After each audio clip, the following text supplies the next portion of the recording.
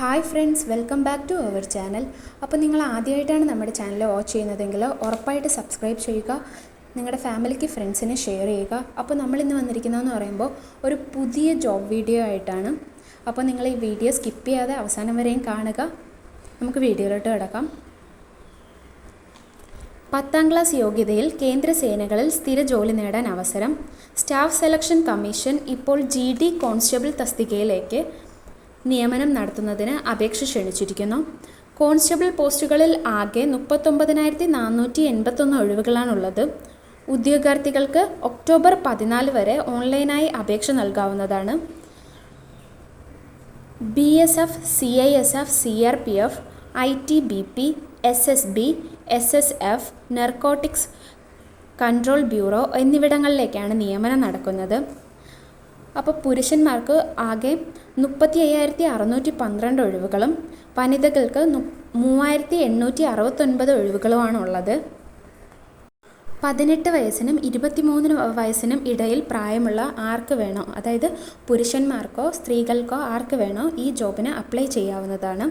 പട്ടികജാതി പട്ടികവർഗ വിഭാഗക്കാർക്ക് 5 വയസ്സ് ഇളവുണ്ട്. OBC-കാർക്കും വിരമിച്ച സൈനികർക്കും ഉയർന്ന പ്രായപരിധിയിൽ നിന്ന് 3 വയസ്സ് ഇളവുണ്ടായിരിക്കും. അംഗീകൃത ബോർഡിന് കീഴിൽ 10ാം ക്ലാസ് വിജയം, അതാണ് ഇവർ പറഞ്ഞിട്ടുള്ള വിദ്യാഭ്യാസ യോഗ്യത. പിന്നെ അപേക്ഷ ഫീസിൻ്റെ കാര്യം പറയുകയാണെങ്കിൽ ജനറൽ കാറ്റഗറിക്ക് 100 രൂപയാണ് അപേക്ഷാ ഫീസ്. SC, ST, വിമുക്ത ഭടന്മാർ, വനിതകൾ എന്നിവർക്ക് ഫീസ് അടയ്ക്കേണ്ടതില്ല. അപ്പോൾ ഇതിന് അപ്ലൈ ചെയ്യേണ്ട രീതി എന്ന് പറയുമ്പോൾ ഉദ്യോഗാർത്ഥികൾക്ക് SSCയുടെ ഔദ്യോഗിക വെബ്സൈറ്റ് സന്ദർശിച്ച് നേരിട്ട് അപേക്ഷിക്കാവുന്നതാണ്. അപേക്ഷിക്കുന്നതിനു മുമ്പായി വിജ്ഞാപനം പൂർണ്ണമായി വായിച്ചു മനസ്സിലാക്കുക.